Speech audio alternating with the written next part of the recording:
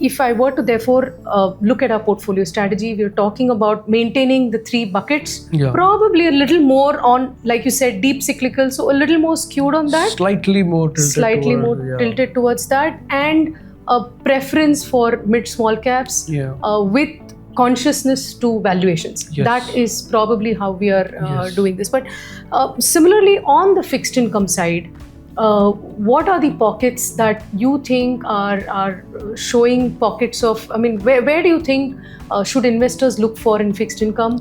Because there is a lot of mispricing also that seems to be happening in certain pockets of, unrated securities and stuff like that. How are you therefore looking at fixed income? Are there pockets that you think look good?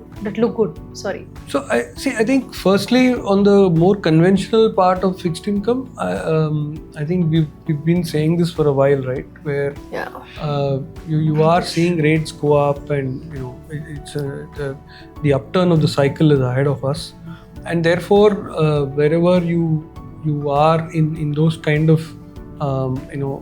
strategies, you probably need to keep looking for opportunities to move out from those traditional debt mutual fund kind of typically get into the target maturity kind of ideas, which are in a way open-ended FMPs. Open-ended FMP is a good way to kind of describe it.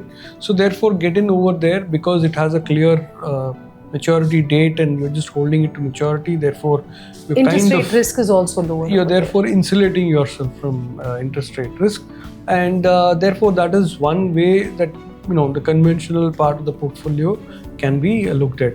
The other way probably is to look at some of these SIFs that are now coming up. Clearly, right? Tax efficiency is there, and there is leeway available to them to construct portfolios in a very sharp way.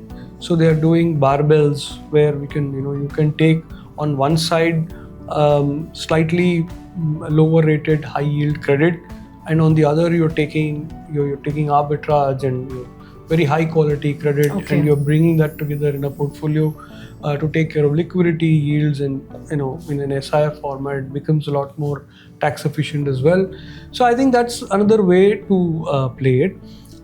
Then of course, you stepping a little out of that, then InvITs, REITs clearly continue to stay relevant. This year we are going to see an explosion of offerings in the market. I think today itself we saw another InvIT get listed. So an explosion of, so there is a period where there is a certain amount of juice left over there before it becomes fully priced asset and fully mainstream. So therefore I think there is some space available over there. So I think that's one space that we need to look at.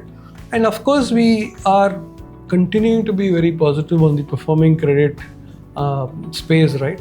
Where I think despite all that we are seeing in the environment, we continue to see companies' financial health remain quite good. I'm going to take a minute there. Private credit globally, a problem? Private credit in India? Absolutely no not. Problem? Yeah, exactly.